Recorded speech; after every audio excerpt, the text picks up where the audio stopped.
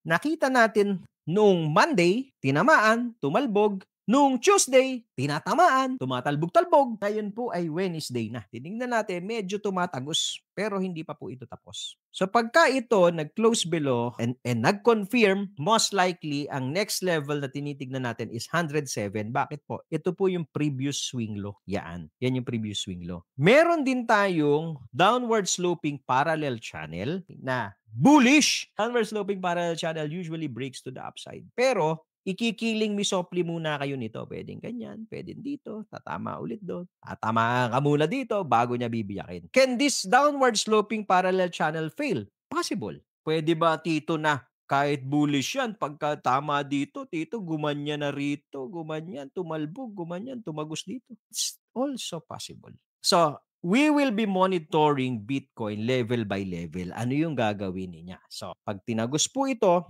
this will open the door papunta ng 107. Expect mo na tatalbog yan. Ngayon, yung 107 mo will be your next critical support. Kung tatagusin ulit, next mo ito, 98, 99, sasakto yan dito sa parallel channel.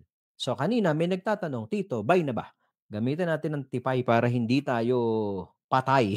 Ayan na, si tipay. Kaya po sinasabi natin kanina sa inyo na tignan nyo, using our TIPI trading system, wala pa tayong buy eh. So nag-aantay lang tayo dito. I don't know, dito ba yan magkakaroon ng buying opportunity sa 107? A little lower than 107? Or medyo hindi naahabot na 107? Kung saan man siya tatama at may set up, doon ka papasok. Siyempre, maganda kung may confluences, di ba? Example, dito sa 107, nakakita ka ng setup, may bilo-bilo ka dyan. Green dot, green candle, green cloud, pasok. Magre-rebound yan. So ito po, ito yung sinasabi natin sa inyo, no, na dual mandate natin dito sa tambayan. Isa is avoid catching a falling knife. Sino po yung sumalo na rito? Ano, habang tumutulo to, sinalo, ipit na ngayon. Sino yung pumasok kahapon? Ay, konti pa lang ipit nyo. Pero pag tinagusto, malala, ipit yan. That's our first mandate. So yun ang ina-avoid natin kay Tipay. Diba? Makakatch tayo ng falling knife. Second mandate ni Tipay, avoiding FOMO or fear of missing out. Ano naman po yun? Sino po yung bumili dito sa tuktok? Napakarami ng bilo-bilo. Pinagbibili pa.